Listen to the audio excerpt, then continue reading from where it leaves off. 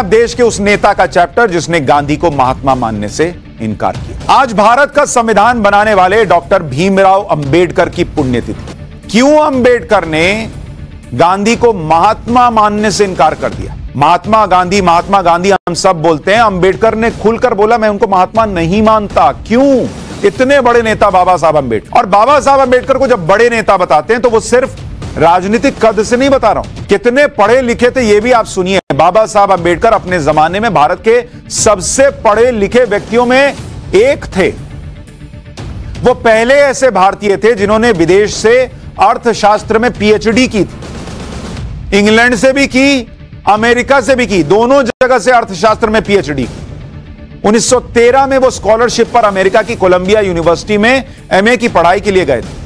फिर उन्होंने लंदन के मशहूर ग्रेज इन में बैरिस्टर एट लॉ की डिग्री ली। उन्होंने मशहूर लंदन स्कूल ऑफ इकोनॉमिक्स से पीएचडी की। फिर उन्होंने अमेरिका की कोलंबिया यूनिवर्सिटी से भी अर्थशास्त्र में पीएचडी की। इतना पढ़ा लिखा व्यक्ति, 26 तो डिग्री थी भाई उनके पास, 26 से ज्यादा डिग्री। उनमें पढ़ने की इतनी लगन और इतना शौक था कि बताया जाता है कि अंबेडकर साहब की एक पर्सनल लाइब्रेरी थी जिसमें करीब 35,000 किताबें थी। लेकिन किसी को पढ़ने के लिए किताब उधार नहीं देते थे कि आए अंबेडकर जी एक किताब ले जाए। नहीं, कहते थे कि अगर किसी को पढ़ना है, किताब पढ़नी है तो मेरी लाइब्रेरी में बैठ के पढ़ो, लेके जाने नहीं दूंगा। डॉक्टर अंबेडकर को हम सब संविधान निर्माता के तौर पर जानते हैं। वो संविधान को तैयार करने वाली ड्राफ्टिंग कमेटी के चेयरमैन थे। लेकिन आपको यह भी जानना चाहिए कि 1935 में reserve bank of India RBI का गठन डॉक्टर अंबेडकर के सुझावों के आधार पर हुआ था, जो उन्होंने हिल्टन यंग कमीशन को दिए थे। आरबीआई के गठन में डॉक्टर अंबेडकर की किताब the problem of the rupee, its origin and it's solution से कई सुझाव लिए गए। तो संविधान बाबा साहब ने दिया, इसका जिक्र तो होता है, लेकिन देश को आरबीआई देने में, रिजर्व बैंक ऑफ इंडिया देने में भी बाबा साहब का योगदान था। 1951 में वित्त आयोग का गठन भी डॉक्टर अंबेडकर की शोध किताब provincial finance in British India के सुझावों के आधार पर हुआ था। डॉक्टर अंबेडकर जिस दौर में उभर रहे थे वो दौर महात्मा गांधी का भी था, जो देश के सबसे लोकप्रिय और सर्वमान्य नेता बन चुके थे। लेकिन डॉक्टर अंबेडकर की महात्मा गांधी से कभी नहीं बनी, और ना ही डॉक्टर अंबेडकर ने कभी गांधी को महात्मा माना। महात्मा गांधी 1915 में दक्षिण अफ्रीका से भारत लौटे और 1916 में उन्होंने पहली बार बीएचयू के भाषण में देश को अंग्रेजों से आजाद कराने की बात की। अंबेडकर ने 1916 में अमेरिका की कोलंबिया यूनिवर्सिटी में पहली बार भाषण दिया और ऐसी आजादी की बात की थी जो जाति व्यवस्था से मुक्त। मतलब महात्मा गांधी देश को आजाद चाहते थे, वो चाहते थे देश आजाद हो, लेकिन जाति व्यवस्था से मुक्त आजाद हो, यह अंबेडकर चाहते। तो विचारों का यही अंतर आगे चलकर गांधी और अंबेडकर के बड़े टकराव का कारण बना। यह वो दौर था जब देश में महात्मा गांधी सर्वमान्य नेता थे और कांग्रेस सर्वमान्य पार्टी। सब मानते थे कांग्रेस को, गांधी जी को। किसी भी मुद्दे पर महात्मा गांधी की राय आखिरी मानी जाती थी। लेकिन अंबेडकर कई मुद्दों पर गांधी से सहमत नहीं होते थे, जैसे 1919 का खिलाफत आंदोलन को समर्थन दे दिया तो कई लोगों ने इसे सही नहीं माना। खिलाफत आंदोलन भारत के कुछ मुसलमानों ने शुरू किया था, जिसका मकसद टर्की में इस्लाम के खलीफा सुल्तान की गद्दी और उसका साम्राज्य बचाना था। गांधी की सोच यह थी कि अगर मुसलमानों के लिए वो खिलाफत आंदोलन से जुड़ेंगे तो उन्हें असहयोग आंदोलन के लिए मुसलमानों का साथ मिल जाएगा और हिंदू मुस्लिम के बीच की दूरी कम होगी। ये महात्मा गांधी ये सोच रहे थे। लेकिन सच यह है कि खिलाफत आंदोलन कट्टरपंथियों के तुष्टीकरण से ज्यादा कुछ नहीं था, क्योंकि गांधी कहते थे कि खिलाफत मुसलमानों के लिए वैसे ही है जैसे हिंदुओं के लिए गाय है। लेकिन मुस्लिम दुनिया में खिलाफत की कोई परवाह नहीं करता था। खुद जिन्ना ने कहा कि खिलाफत जब अब पुराने जमाने की चीज हो गई है। खुद बाद में टर्की ने खिलाफत को खत्म कर दिया, लेकिन इससे पहले गांधी इस मुद्दे पर कट्टरपंथियों के साथ खड़े दिखते रहे। इसलिए डॉक्टर अंबेडकर ने अपनी किताब थॉट्स ऑन पाकिस्तान में लिखा कि खिलाफत आंदोलन मुसलमानों ने शुरू किया था। इस आंदोलन के दो लक्ष्य थे, पहला खलीफा को बनाए रखना और दूसरा तुर्की साम्राज्य की अखंडता को बरकरार रखना। इन दोनों ही लक्ष्यों का समर्थन नहीं किया जा सकता। महात्मा गांधी ने इस आंदोलन का समर्थन किया और जिस दृढ़ता से इस मुद्दे को उठाया, उससे कई मुसलमान भी हैरान रह गए थे। ये अंबेडकर लिख रहे हैं। ऐसे कई लोग थे जो खिलाफत आंदोलन पर शक कर रहे थे और महात्मा गांधी को ऐसे आंदोलन में भाग लेने से रोकने की कोशिश कर रहे थे। डॉक्टर अंबेडकर का मानना था कि खिलाफत आंदोलन को समर्थन देना पॉलिटिकल स्टंट से ज्यादा कुछ। कैसे खिलाफत आंदोलन को लेकर महात्मा गांधी अगर उत्तरी ध्रुव पे थे तो डॉक्टर अंबेडकर दक्षिणी ध्रुव पर, इतने अलग विचार थे उनके। जिस वक्त गांधी खिलाफत आंदोलन को समर्थन दे रहे थे, उसी दौर में केरल के मालाबार में मोपला मुसलमानों ने हिंदुओं का नरसंहार किया था, उनका धर्मांतरण किया गया। मोपला नरसंहार को लेकर भी अंबेडकर अपनी किताब पाकिस्तान और पार्टीशन ऑफ इंडिया में लिखते हैं कि गांधी हिंसा के हर मामले की निंदा करने में बहुत पाबंद रहे, लेकिन गांधी ने ऐसी हत्याओं का कभी विरोध नहीं किया। गांधी ने कभी भी प्रमुख मुसलमानों से इसकी निंदा करने का आह्वान नहीं किया, उन पर चुप्पी साध ली।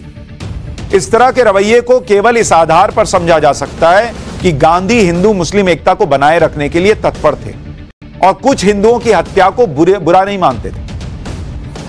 मुसलमानों की किसी भी गलती को माफ करने के रवैये से कहीं ऐसा ना हो कि एकता के लक्ष्य को नुकसान पहुंचे। मोपला दंगों के मामले में गांधी को जो कहना था उससे यह अच्छी तरह से स्पष्ट हो रहा है, यानी बाबा साहब अंबेडकर नाराज थे कि हिंदुओं पर अत्याचार हुआ और गांधी जी ने मुखरता से विरोध नहीं किया, सिर्फ हिंदू मुस्लिम एकता को बनाए रखने के नाम पर। बाबा साहब अंबेडकर इस सोच को गलत बताते थे कि मुस्लिम कट्टरपंथियों पर इसलिए ना बोला जाए क्योंकि हिंदू मुस्लिम एकता को बचाना है।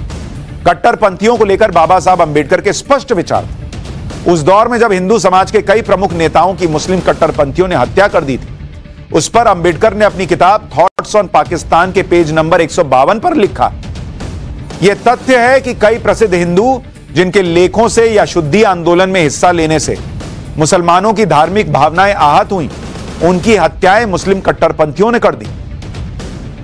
सबसे पहले स्वामी श्रद्धानंद को अब्दुल राशिद ने 23 दिसंबर 1926 को गोली मारी जब वो बीमार थे और बिस्तर पर थे। फिर दिल्ली में प्रमुख आर्य समाजी लाला नानक चंद की हत्या की गई। इसके बाद 6 अप्रैल 1929 को इल्मुद्दीन ने राजपाल की हत्या की जब वो अपनी दुकान पर बैठे थे। वही सरतन से जुदा वाला मामला तब भी था। फिर सितंबर 1934 को नाथूरामल शर्मा की कोर्ट के अंदर हत्या हुई जब वो इस्लाम पर एक पैम्फलेट के प्रकाशन के खिलाफ केस के दौरान कोर्ट में सुनवाई का इंतजार कर रहे थे। 1938 में हिंदू महासभा के सचिव खन्ना पर जानलेवा हमला हुआ और वो मौत से बाल बाल बचे। बाबा साहब अंबेडकर ने इस किताब में आगे लिखा कि यह तो बहुत छोटी लिस्ट है जिसे और बढ़ाया जा सकता है, लेकिन महत्व इस बात का नहीं कि कितनी ज्यादा या कम संख्या में प्रमुख हिंदुओं का कत्ल मुस्लिम कट्टरपंथियों ने किया। महत्व इस बात का है कि इन हत्यारों के प्रति सोच क्या है। इन हत्यारों को तो कानून के तहत सजा मिली, लेकिन मुस्लिम समाज के प्रमुख लोगों ने इन हत्यारों की निंदा नहीं की। उल्टे इन कट्टरपंथी हत्यारों को शहीद बताया गया और उन्हें रिहा करने के लिए प्रदर्शन किए गए।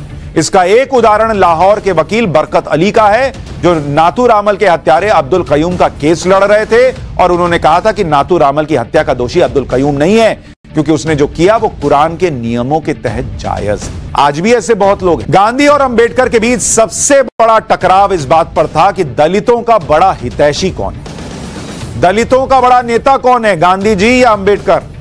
क्योंकि गांधी भी समाज से छुआछूत की समस्या को खत्म करने की कोशिश कर रहे थे और अंबेडकर जो खुद पिछड़ी जाति से थे वो भी आंदोलन कर रहे थे। 1931 में जब बंबई के, उस वक्त तो बंबई था, तो बंबई के मणि भवन में महात्मा गांधी और अंबेडकर जी की मुलाकात हुई और इसी मुद्दे पर, दलितों के मुद्दे पर किस तरह से टकराव हुआ। महात्मा गांधी ने अंबेडकर से कहा कि आपको मुझसे और कांग्रेस से कुछ शिकायतें हैं, लेकिन आप शायद जानते नहीं कि मैं पिछड़ों और दलितों के लिए तब से काम कर रहा हूं जब आप पैदा भी नहीं हुए।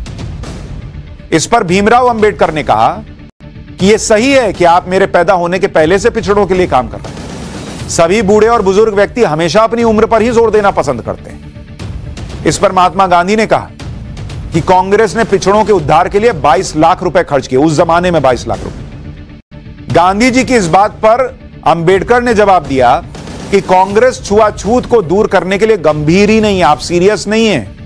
अगर वो गंभीर होती कांग्रेस, तो कांग्रेस का सदस्य बनने की शर्त खादी पहनना नहीं होती, बल्कि छुआछूत को दूर करना होती। जैसे कोई इंसान जो पिछड़ों को अपने घर में नहीं रखता, जो पिछड़ों को नहीं पढ़ाता, जो पिछड़ों के साथ खाना नहीं खाता वो कांग्रेस का सदस्य नहीं बन पाएगा। आप ये नियम रखते। अंबेडकर ने यह तर्क दिया गांधी जी को पलटकर। अंबेडकर की बात सुनकर महात्मा गांधी बोले, यह देखकर हैरानी होती है कि आप जैसे लोग मेरा और कांग्रेस का विरोध करते हैं। इसका जवाब भी अंबेडकर ने गांधी जी को दिया और कहा कि हम महान नेताओं और महात्माओं पर विश्वास करने के लिए तैयार नहीं हैं। मैं इस बात को लेकर बहुत स्पष्ट हूं। इतिहास बताता है कि महात्मा क्षणभंगुर होते हैं और वो सिर्फ धूल उड़ाते हैं लेकिन स्तर नहीं उठाते। ये थे महात्मा गांधी को लेकर अंबेडकर के विचार। लेकिन कई चीजों पर वो गांधी जी से इत्तेफाक नहीं रखते थे और मुंह पर बोल देते थे। 1955 में भीमराव अंबेडकर ने एक इंटरव्यू दिया था जिसमें उन्होंने महात्मा गांधी के बारे में अपने विचार जाहिर किए थे। उन्होंने इस इंटरव्यू में महात्मा गांधी को महात्मा मानने से भी इनकार कर दिया था। उन्होंने कहा था कि मैं गांधी से एक विरोधी के तौर पर मिला और मेरा यह मानना है कि मैं दूसरे लोगों के मुकाबले गांधी को बेहतर तरीके से जानता हूं, क्योंकि मेरे सामने उन्होंने असली रंग दिखाया था। मैं गांधी के अंदर के इंसान को देख सकता था। दूसरे लोग उनसे भक्त के तौर पर मिलते थे और उनके बाहरी आवरण को देखते हैं, जो बाहरी आवरण उन्होंने महात्मा का बनाया हुआ था, लेकिन मैंने उन्हें इंसान के तौर पर देखा और जिसकी वजह से मैं यह कह सकता हूं कि मैं दूसरों से बेहतर गांधी को जानता हूं। अंबेडकर ने इस इंटरव्यू में कहा कि गांधी जी बिल्कुल रूढ़िवादी हिंदू थे। वो कभी एक सुधारक नहीं थे।